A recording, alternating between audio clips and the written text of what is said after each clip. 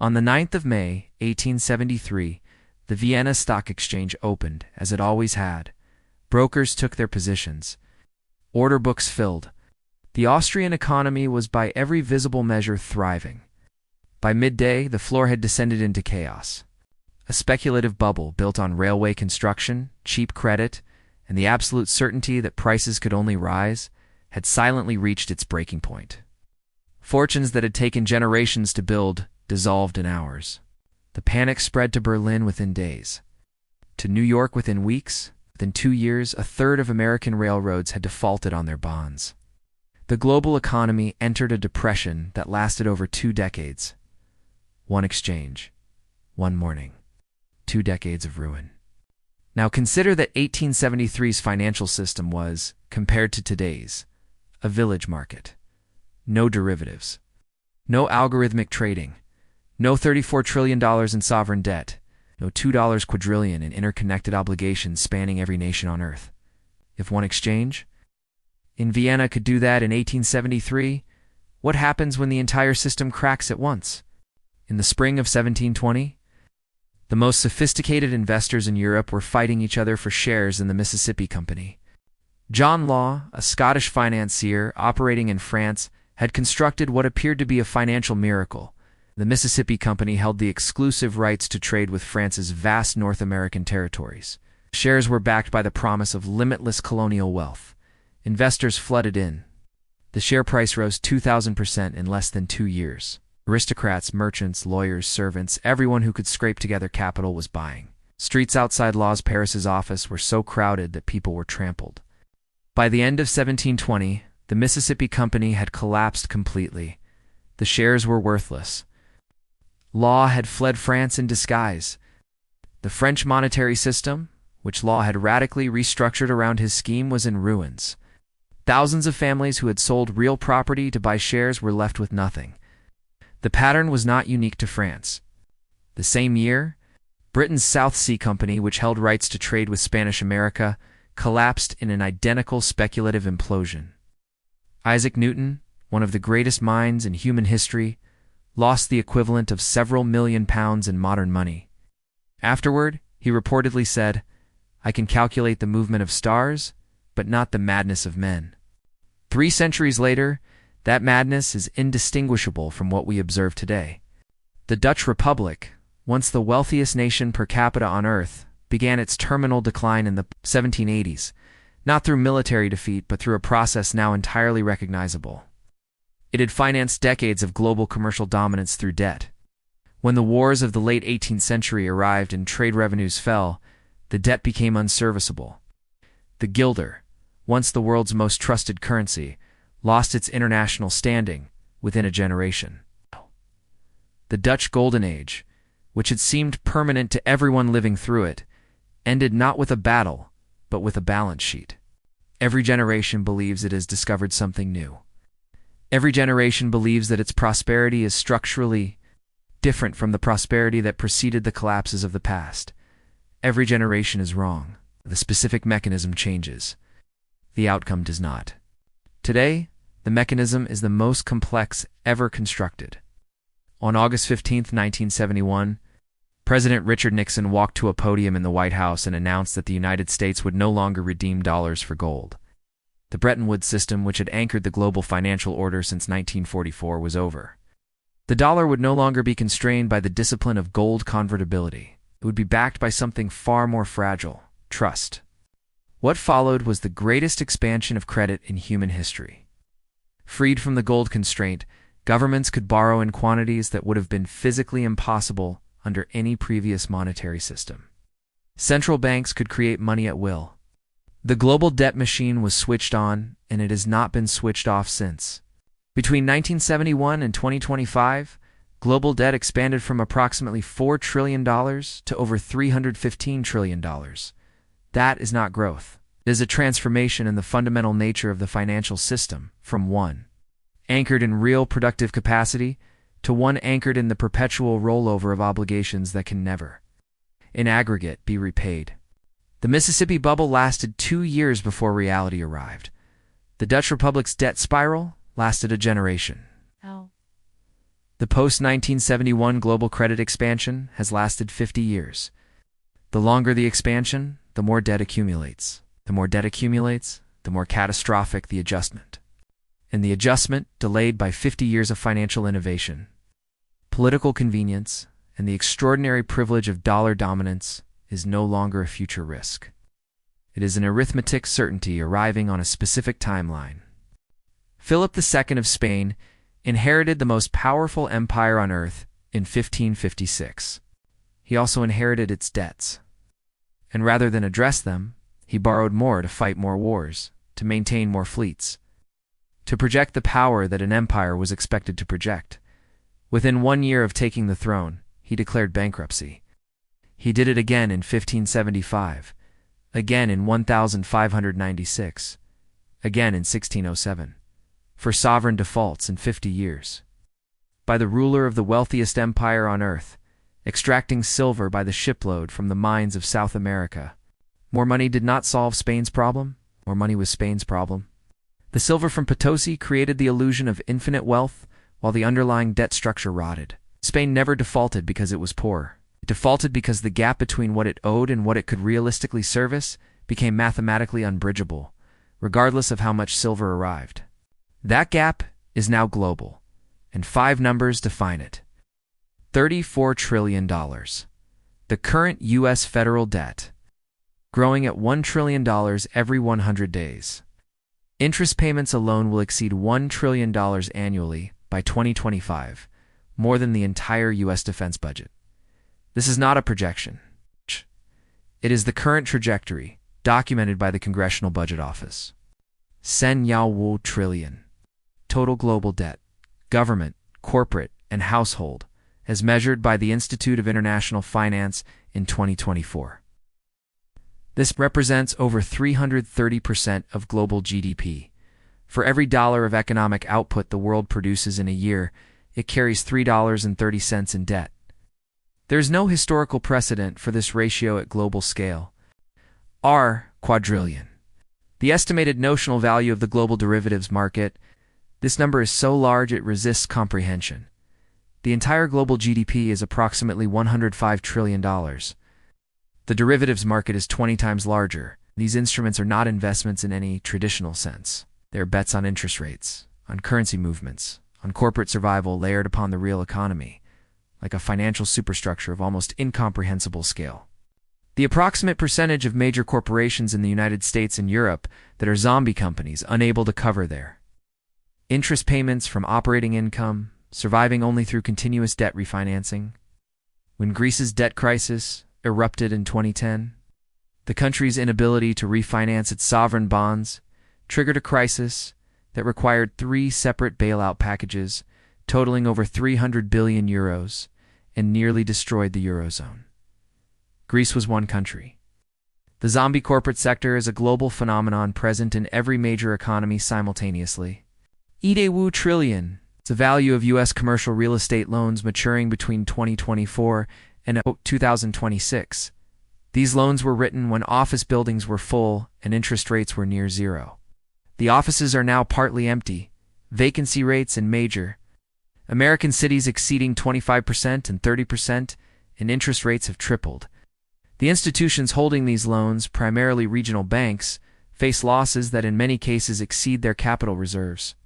In November 2011, MF Global, a major U.S. financial firm run by former Goldman Sachs CEO and New Jersey Governor John Curzini, collapsed within days of revealing it had improperly used $1.6 billion in customer funds to cover its own trading losses. The 8th largest bankruptcy in U.S. history, customers discovered their segregated accounts had been raided. Funds they believed were protected were gone. MF Global was not a bank, it was a brokerage. Its collapse demonstrated a principle that applies at every level of the financial system. When institutions face losses they cannot absorb, the rules that were supposed to protect ordinary people are the first casualties. 5 numbers. 50 years of accumulation, a set of triggers now actively loading. In October 1973, the members of OPEC met and made a decision that would reshape the global economy for a decade. In response to Western support for Israel during the Yom Kippur War, They cut oil production and embargoed exports to the United States and Western Europe. Within months, oil prices had quadrupled. Inflation exploded across the Western world. Stock markets fell 40 to 50%.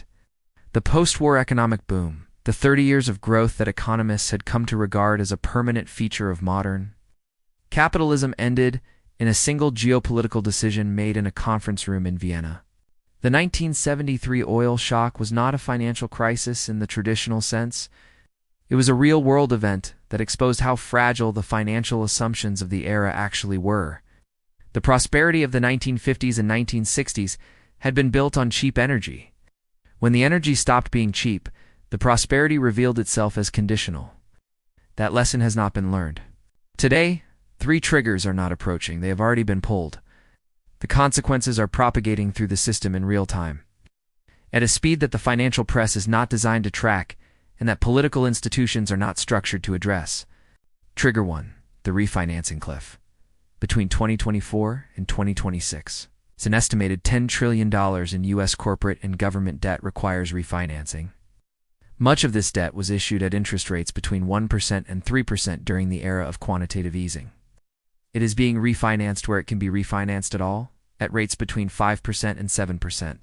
The cash flow impact is not a forecast.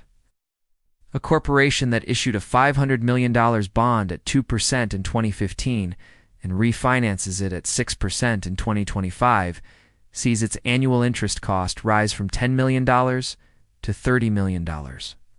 For thousands of companies operating on thin margins, that difference is the difference between survival and insolvency. Trigger 2. The geopolitical energy shock. The Russia-Ukraine war removed one of the world's largest energy and grain exporters from normal global markets. European energy infrastructure was permanently disrupted. The reconstruction cost of Ukraine, conservatively estimated at $500 billion, must be financed by governments already at debt capacity. The Middle East conflicts of 2023 and 2024 placed the Strait of Hormuz, through which 20% of global oil supply transits, under renewed threat. A closure of that strait, even temporary, would send oil prices to 1973 levels in modern terms, triggering inflationary surges in every oil-importing economy simultaneously. Trigger 3. The dollar credibility fracture. Between 2022 and 2025, central banks worldwide purchased over 1,000 tons of gold, the largest sustained accumulation since the 1960s.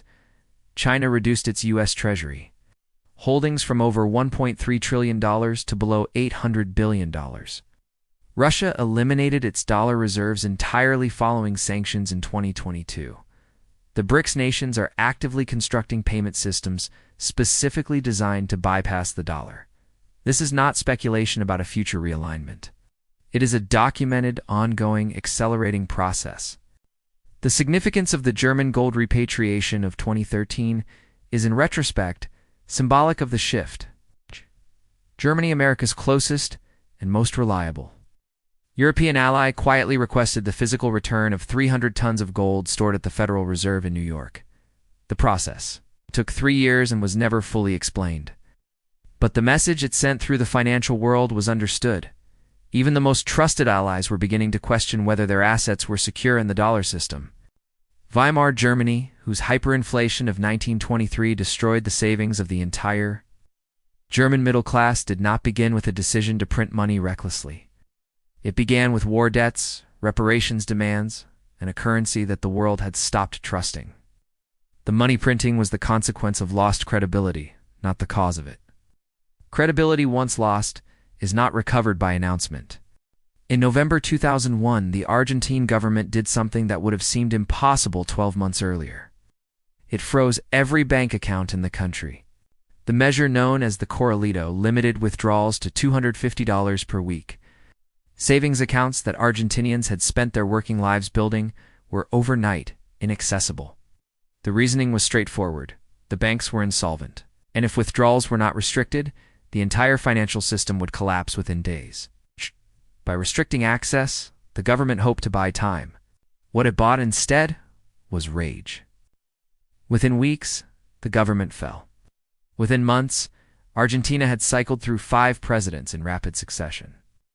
The peso, pegged to the US dollar at parity, was devalued by 70% in a single policy announcement. Savings accounts denominated in dollars were forcibly converted to pesos at the old exchange rate and were immediately worth 30 cents on the dollar. Argentinians who had done everything right, who had saved, who had kept their money in regulated banks, who had trusted the system, lost 70% of their wealth in a decision made over a single weekend by people who had assured them for years that the system was sound. Unemployment hit 25%. Poverty rates doubled. A nation that had been one of the wealthiest in Latin America, a nation whose capital city was called the Paris of South America, descended into a barter economy within 18 months. This is what collapse looks like from the inside, not from the outside, where it appears as a series of statistics and policy announcements. From the inside, where it appears as a queue outside a closed bank, as a pension statement that has lost 2/3 of its value, as a price tag that doubled since last week. The Soviet Union's collapse in 1991 followed the same internal logic at civilizational scale. Citizens of the USSR did not wake up one morning to a declaration of collapse. They experienced it as empty shelves, as currency that bought less each month. It's the quiet disappearance of institutional certainty that had organized their entire lives. The Berlin Wall fell in November 1989. 900 days later, the Soviet flag was lowered over the Kremlin for the last time. In those 900 days, the financial and institutional infrastructure of the world's second superpower dissolved, not through conquest, but through the exhaustion of a system that had made promises it could no longer keep. Zimbabwe's hyperinflation of 2008 compressed that process into months. At its peak, prices doubled every 24 hours. A loaf of bread that cost $1 Zimbabwean dollar in the morning cost a by evening. Workers demanded payment twice daily because the money they received in the morning had lost significant value by afternoon. The central bank issued $100 trillion banknotes that could not purchase a bus ticket. The economy did not slow down. It stopped completely. The country was forced to abandon its own currency and adopt the US dollar, surrendering the most fundamental expression of national economic sovereignty, simply to restore the basic functioning of commercial life. These are not ancient histories. Argentina was 2001. The Soviet collapse was 1991. Zimbabwe was 2008. These events happened within living memory to societies that considered themselves modern, functional, and protected by institutional guardrails. The 2026 to 2028 period will not be Argentina, will not be Zimbabwe. The United States, the United Kingdom, the Eurozone, these are incomparably more resilient. It's more institutionally developed, more internationally anchored than those examples. But the mechanism, the gap between what was promised and what can be delivered, the moment when that gap becomes publicly undeniable. The speed with which trust evaporates once it begins to go operates identically regardless of the size or sophistication of the economy it inhabits. The only variables are scale and speed, and in 2026 to 2028, both of those variables are larger than they have ever been in the history of the modern financial system, which raises the final question. The one that actually matters for the person watching this. Not what happens to the system, but what happens to you, and what, if anything, can be done about it. In the early morning hours of April 5, 1933, Franklin Roosevelt signed Executive Order 6102. It was, in the bluntest possible terms, a confiscation order. Every American citizen was required to surrender their gold coins, gold bullion, and gold certificates to the Federal Reserve by May 1st. In exchange, they would receive paper dollars at the fixed rate of $20.67 per troy ounce. Failure to comply was punishable by a fine of $10,000, the equivalent of roughly $230,000 today, and up to 10 years in prison. Within months of collecting the nation's gold, Roosevelt revalued it at $35 per ounce, a 69% increase. Every American who had surrendered their gold at $20.67 per ounce had in effect handed the government 69 cents of every dollar's worth of their most reliable store of value. It was the largest single act of financial wealth transfer from American citizens to the American government in the country's history, accomplished legally, overnight, by executive order. Roosevelt did not do this out of malice. Did it because the financial system had collapsed so completely that normal rules no longer applied. The gold standard was strangling the economy. Banks were failing. Unemployment was at 25%. The government needed to act. The action required breaking a promise. The promise that dollars could always be redeemed for gold that had stood for a century. When systems fail at sufficient scale, the rules that protected individuals are rewritten to protect the system. This is not a 1933 observation. It is a 2013 observation, Cyprus, where depositor accounts above 100,000 euros were seized to recapitalize insolvent banks. It is a 2022 observation, Russia, where $300 billion in sovereign assets were frozen by Western governments within days of the Ukraine invasion. It is an observation about the present moment where bail-in legislation is already written into the banking resolution frameworks of the United States, the United Kingdom, and the European Union, waiting to be activated when the next banking crisis exceeds the government's capacity to bail out. The question is not whether rules will be rewritten in the 2026 to 2028 period. History gives us no reason to believe they won't. The question is whether you are positioned to absorb that rewriting or to be consumed by it. Singapore offers one answer to that question. When Singapore separated from Malaysia in 1965, it was a city-state with no natural resources, no agricultural land, no military. It's no obvious reason to expect survival as an independent nation. Its founding Prime Minister Lee Kuan Yew understood that a small nation with no resources had only one real asset: institutional credibility. From its first year of independence, Singapore built a financial system characterized by fiscal discipline, transparent governance, and monetary stability that made it, against all geographic and historical odds, one of the wealthiest nations per capita on Earth within 2 generations.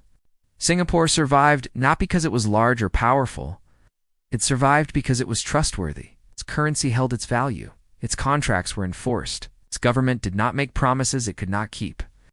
In every financial crisis of the past 50 years, 1997, 2008, 2020, Singapore emerged stronger relative to its neighbors, precisely because it had maintained the disciplines that its neighbors had abandoned. The Swiss franc maintained its value through 2 world wars, through the Great Depression, through the collapse of Bretton Woods, through the 2008 financial crisis, not by accident, not by luck, but by the consistent application of the same principle. Monetary credibility is a form of national security, and it must be defended with the same seriousness as any military threat. These are not models available to most individuals. The principle they embody is available to everyone. In a financial crisis, what survives is what is real. What is real is what cannot be inflated, confiscated, or devalued by policy decision. That principle applied personally, not as an ideology, but as a practical response to documented historical patterns, is the only meaningful preparation available to ordinary people facing what history suggests is coming.